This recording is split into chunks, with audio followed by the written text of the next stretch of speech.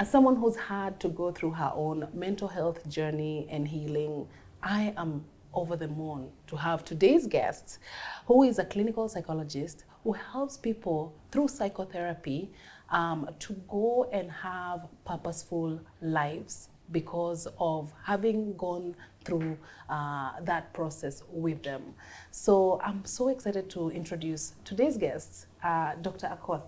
I think I'll let you do the introduction yourself. Thank you very much. Karibu sana. Thank you. Great to have you here today. Thank you for having me. Oh my gosh, I am so excited and a bit emotional. As you can tell, my intro today is a bit but it's great to have you here. How are you doing today? I'm doing well. Yeah? I'm great. Are you happy to be here? Yeah. And you're looking amazing. Thank you. Thank you for doing the pops of color, because the show is all about having an impact, and you are one individual who's having such an impact in society today. Why is it important to even talk about mental health in the first place? Please tell our audience. Oh, wow. Thank you so much, guys. Today's society brings a lot of pressure on us. The standards are high there. The levels of expectations are so high on everybody, and there's so much pressure. Yes. And like before, life was a little bit easy. Yeah. Today, I think the pressure is a lot higher. Yes, especially after the pandemic. Oh my gosh. Yes. In the pandemic, a lot of people got hurt. Yes. People really suffered. They lost. People lost so much. There was so much loss, which I don't even think has been addressed. No. Yeah. We're just quickly getting into like life again. We're trying to. We haven't quite gotten there. Yeah, very true. So it's important. Yeah, you're right. Because of the pressures, there's so much people that that people don't even understand they're dealing with. Yeah. That's the other thing about mental illness. Mm-hmm. Our mental wellness. Mm-hmm. We often take care of our physical wellness Yes. because it's the obvious Yes. one. But then you find that your physical aspect is okay. Yeah. Yet there's something nagging you that you can't quite put your finger on. Yeah. You start feeling a certain way. You start seeing certain changes in your life that you can't quite explain. Yeah. Your friends start complaining. The people around you start complaining that what's going on. You're not the same person. You're not the same person. Yeah. And most of the time, mental illness creeps up on you. It just shocks you one day. Yeah, it just doesn't happen. It's a accumulation of different things affecting you, and you're not dealing with them. Yes. And you keep piling. And unfortunately, if it's not sorted out, or if you don't process it, one day you might find yourself in the deep end. Wow. Yeah. You know, I agree. And I think it also has a lot to do with our culture. As Africans, I think we generally know to go to God, to go to a spiritual sort of counselor, you know, and that's usually our pastor or someone we can go to speak to on a spiritual level whenever we're going through things. You know, I personally have become a mental health advocate through having gone through, you know, those life's pressures in my own life, and seeing the difference that it has, that having you know, a sort of psychiatrist and psychological guidance has had on my life, because I don't think I would be able to live a purposeful life, right, had I not gone through that process of you know, being on the couch of a psychiatrist or a psychologist. You know, a bit of, some of you might know a bit about my story, but I did lose, I have had quite some losses that affected me, and the trajectory that my life took was I stagnated. So speaking of stagnation, I want to talk to you about that. Do you think that that's something that sometimes tends to happen when, you know, you're battling life, you know, you're battling life and you're there, you're trying to figure out things that don't make sense to you? Do you think that that can kind of make you sort of stagnate? And how do you work with people that have gone through that? Absolutely, that is very true. WHO says that there's no health without mental health. Yeah. And that's why we cannot emphasize enough the importance of mental wellness. Yes. And speaking of stagnation, you're very right. When we are not well mentally, we cannot function optimally. Yeah. we may be functioning and we may think we are okay. Yeah. And I guess that's how a lot of people are functioning. Yes. We get on autopilot. We're just making sure something happens. Yes. You know. Yeah. But you never get to the point where you live to your full potential. Yeah. So mental illness or psychological distress can keep you stuck in a particular place. Wow. I know that to be true because I went through that myself, and I feel like, you know, I remember even someone saying to me, Chris, don't worry, even Jesus went through a period of rest. You know, and I remember thinking, you know what, you're right, maybe that's why, because I felt like I'm such a go-getter. I'm always up and about, trying to figure out what's the next move for me. But I remember for about a year and a half, I just didn't know who I was. I couldn't figure, every morning was a blur. It's like I woke up and I would think to myself, you know, why am I even here? You losing that sense of purpose. Absolutely. And, you know, I don't like, you know, I'm probably not going to talk too much about my own situation because, you know, I don't think I have quite healed 100%. And I think that that's my next question to you. Is there such a thing as 100% healing that happens at some point? Not really. People learn to live with it. You teach us how to learn to live with it. Healing is such a long process. Yeah. And it depends on so many factors. One, it depends on what it is, the emotional pain or trauma that you went through. Yeah. And it's different for every person. Yeah. People process their healing differently. It depends again on your personality. It depends on how deep did that thing touch you. Yeah. Whatever emotional pain that you went through. Yeah. Yeah. So it's for that reason. And like you're saying, you were stuck for about a year. Yeah. You cannot move on. You're asking yourself, what's my life purpose? Yeah. Do I even have to be here? Yeah, You yeah. know? Oh. And it may not even be that extreme. I've heard a little bit about your pain. Your pain was quite extreme. And we even have other pains that maybe people may see as not extreme, but they still keep us stuck. Yeah. Yeah. And I want to ask you, like, I know you deal a lot with women, and I want us to talk more about that, right? I wanted to ask you though, do you think that even as you deal with women, you know, because women go through, you know, these phases of their lives where they've accumulated, say, this amount of education and they have just now started getting into the careers they wanted to, or maybe not, or they're just hustling. Either way, they are somewhere in the work life, right? And then they become mothers.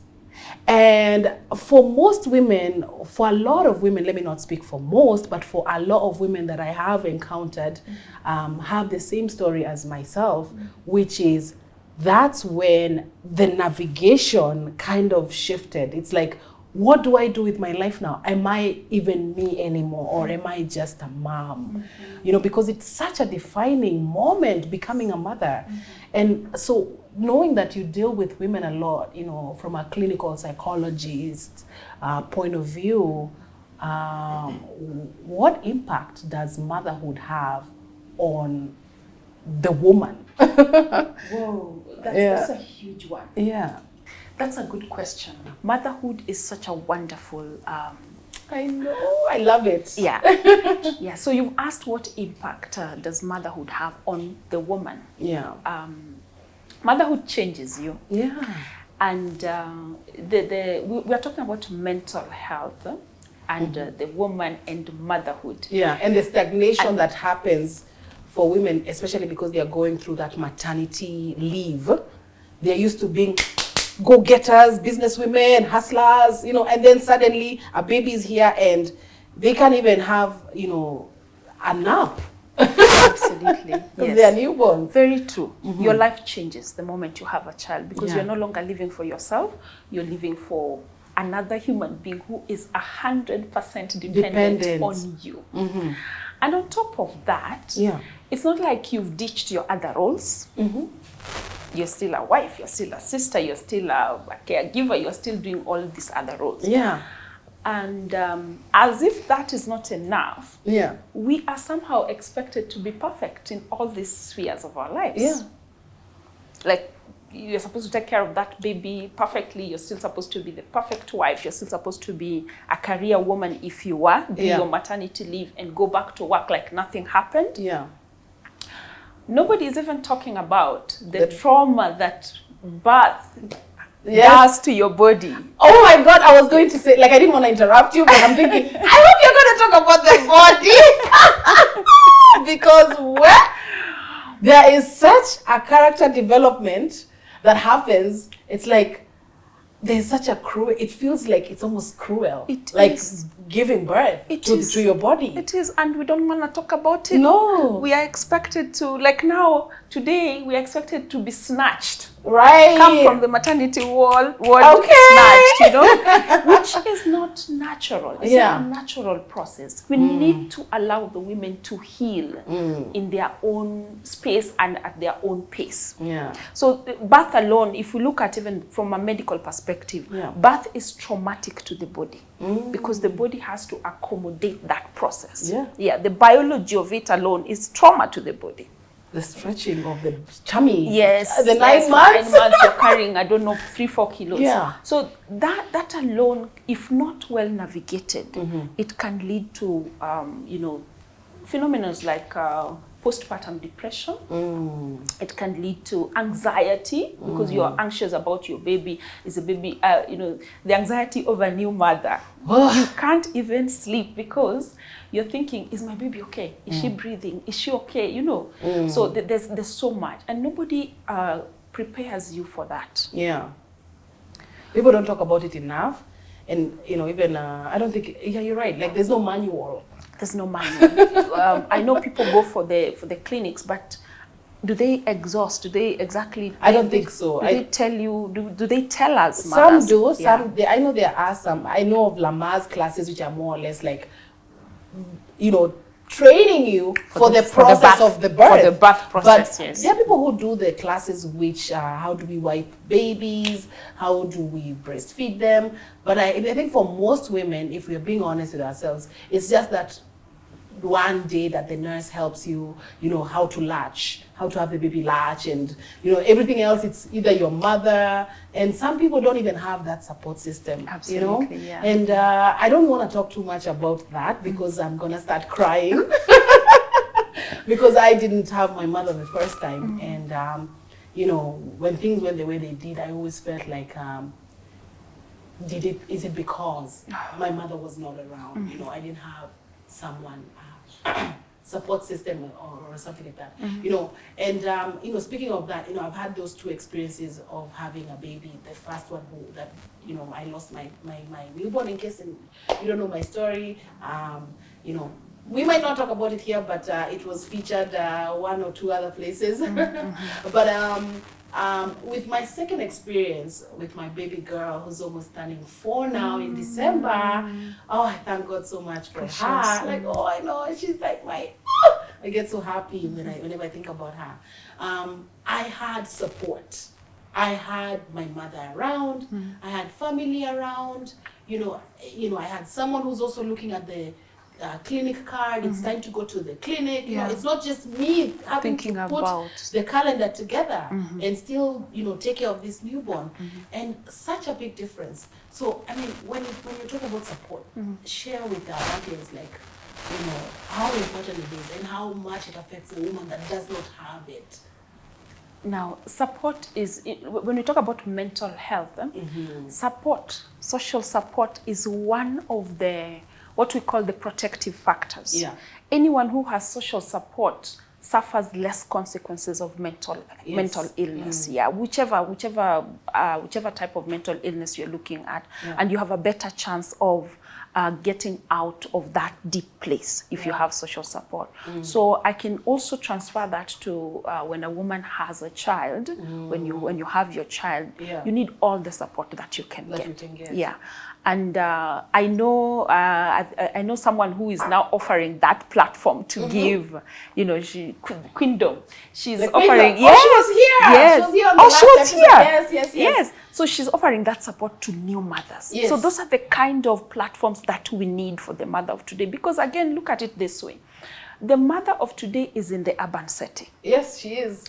most likely the support is not there. The only support they may be having is if they are fortunate enough to have maybe an assistant, a house manager to support them. Yeah. Their mothers are not around, their sisters may not be around. So they have very limited support system. Yeah. Yeah. So we need platforms like the Kingdom to help, to offer that extra support, to answer the questions. You've gone home with your baby and you have all these challenges, yes. But now from the mental health perspective, you also find that there is not much that is talked about this mother who has come home with a new baby, and their emotions are all over the place because of the hormones and the stressors, because this is additional stress. Yeah.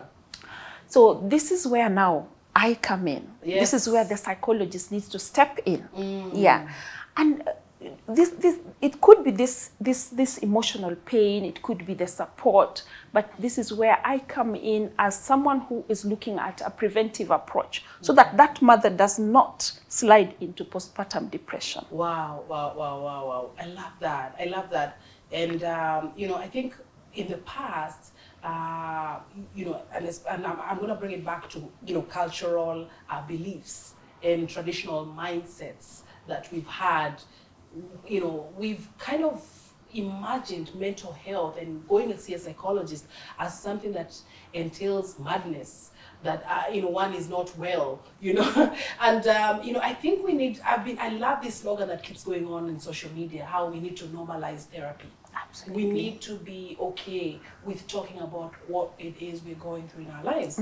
And so, for those people who might have that mindset, because I know for you, for instance, you have this whole platform that you're talking to women, not necessarily just mothers, but women. Because women, man, our backbone is like so strong, like we carry so much. Absolutely. There's so much under our belt that is expected of us as well. Like you said, mothers, we're wives, well, some of us are not, so if there's someone there who...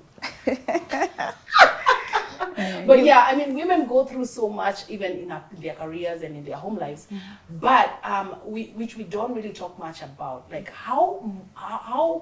what would you tell them to make them feel like it is okay to normalize going to speak to a counselor, a psychologist such as yourself? Like tell them that, it's normal, because, for me now, I know how normal it is. Like, it helps me live a more purposeful life. Absolutely. So what do you do for them to make them, how would you tell them how normal it is to go and see someone for that, and in order for them to continue to level up in their lives? Thank you that you're bringing that up. There's so much stigma around mental illness. And like you've said all along, people imagine that you only get to see either a psychologist or a psychiatrist when you're going crazy. Yes.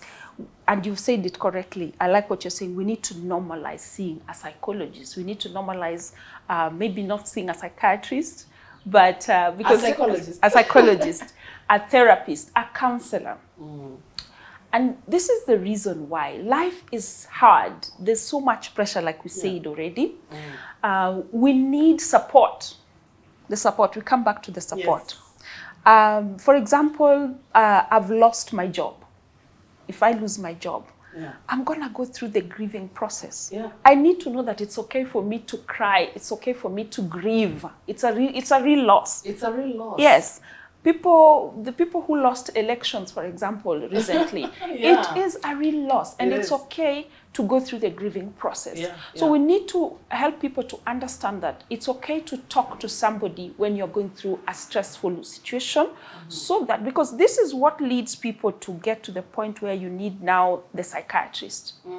So, and this is where I come in. This is the approach that I'm taking, because I want to bring in the preventive approach, where I'm equipping people with coping skills along the way, along your life, at every stage of your life. I'm equipping you with coping skills so that even when you go through that difficult situation, you don't need to see a psychiatrist. You don't need to maybe go in for medication.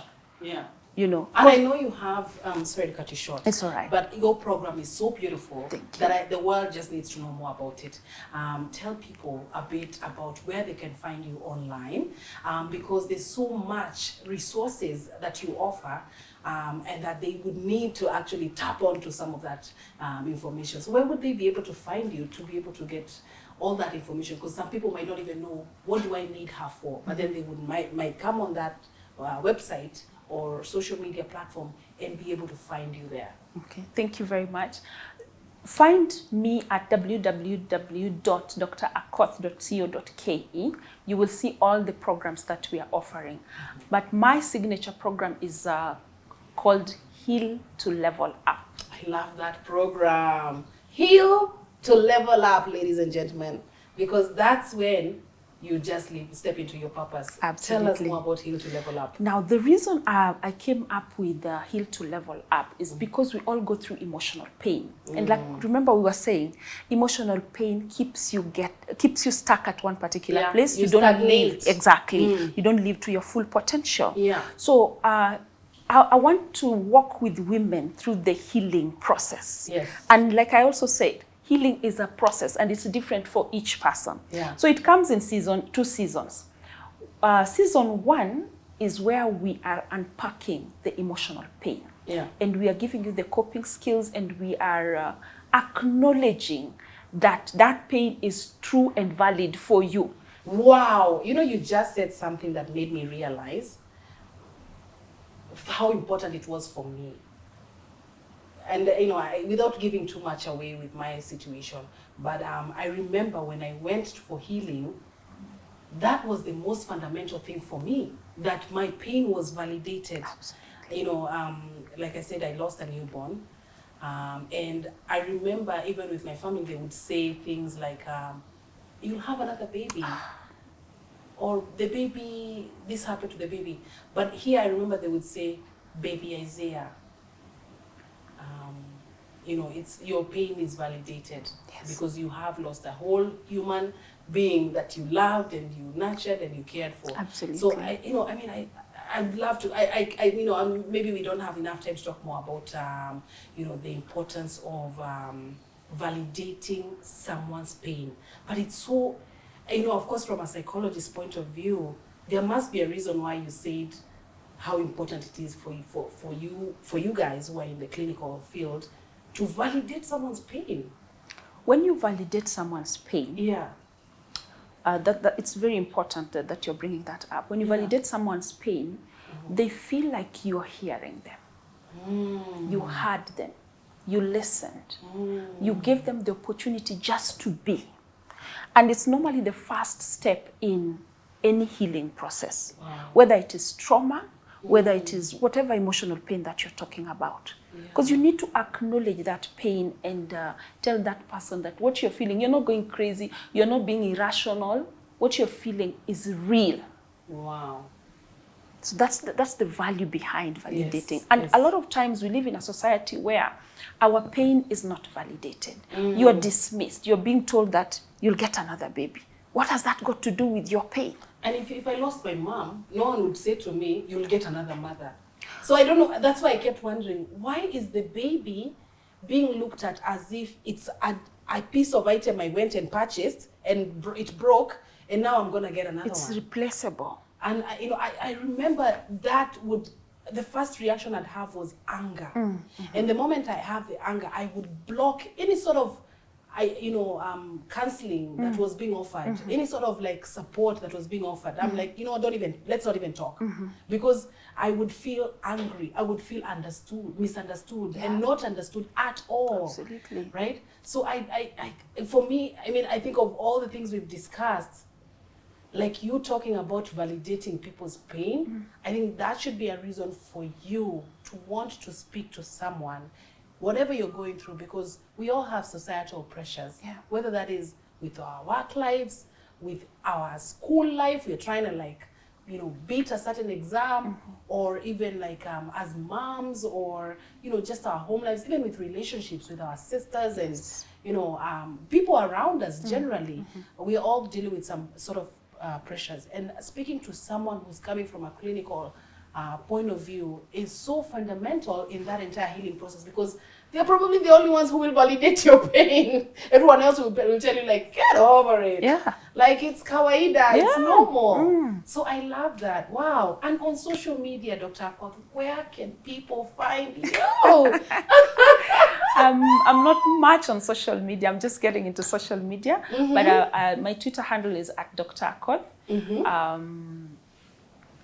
Can we work on that? Yes, we're going to work Can we work on that before this episode airs? Yes. So when the show airs, we will have the handles here. Yes. Right? Of what Dr. Akoth's, platform handles are going to be on both Facebook on Instagram. Because I think that there's so much to be unpacked. And I can't wait for you to come back again. Will you come back again? Oh, absolutely. If you call me to come back, oh my God, I will yield very quickly because there's so much to be spoken about. So as you know, our show is called Impact on Social. Yes. What, in your own words, because I think I know, what in your own words is the impact you're having on social? The impact I'm having on social is bringing the psychological knowledge into the community. Yes. I want to bring the psychological knowledge, the expertise into the community, because when I sit back and wait one-on-one for you, Chris, to get to the level of depression, to come and see me, you have not done your work. I have not done my work. Yeah. And even if I've not impacted many people. Yes. I can only impact maybe 10 or so people. Individuals. Number one. Number two, there's so much stigma around mental illness. Health. How many people are going to come and see me? Because we've said that when you come to see me, you are going crazy. Yeah. So that puts a big bridge between the psychological knowledge and the help that is needed in the community.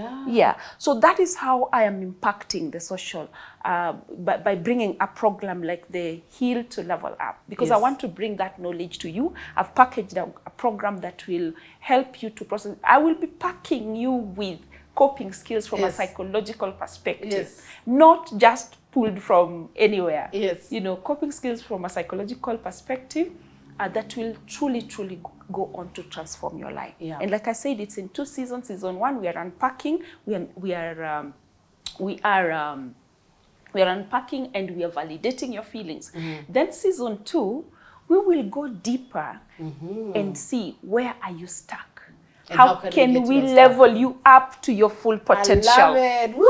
Where can they find you again once more? www.drakoth.co.ke. You can also call us. Our phone will be posted down here. The emails will be posted down here. You can reach us. Awesome. Thank you so much for coming. But before you go, I'm going to hit you with a little quick fire. Oh, Chris, with the quick fire. We love to make it fun and not too heavy, so that people still feel like, you know what, this is just a part of you living life. And sometimes it just means that we all need that reset button.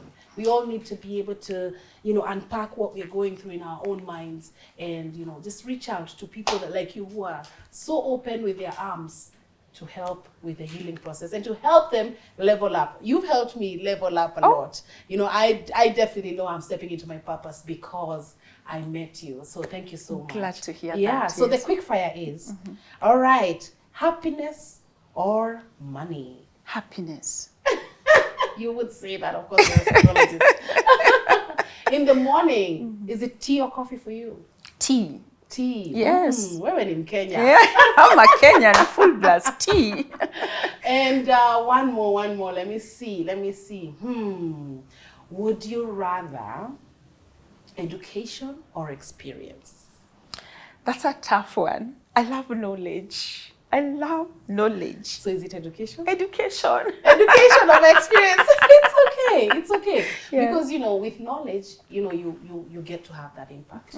Well, with that, thank you so much for coming on this show. Thank you so much for having me. Thank you so much for having me. Yes. Well, ladies and gents, you have seen it for yourselves that having an impact on social comes on all levels. And you've seen it by now that we are bringing you individuals that are having an impact on social in different ways. Dr. Akoth today, we are so blessed to have her because she's shown us the importance of having someone that you can speak to and just be able to unpack what you're going through in your mind, especially for women. Definitely check out her new program, Heal to Level Up, because that is how you're going to step into your full potential and into your purpose. I am your host, All Things Chris. Definitely check us out on social or as Impact on Social. Make sure you hashtag us, Impact on Social. And if you'd love more people to see this show, please take a screenshot right now and share it on your social, hashtag Impact on Social, and tag us also on Instagram and Facebook at Impact on Social. Until the next one, remember to have an impact wherever you are. Bye, guys.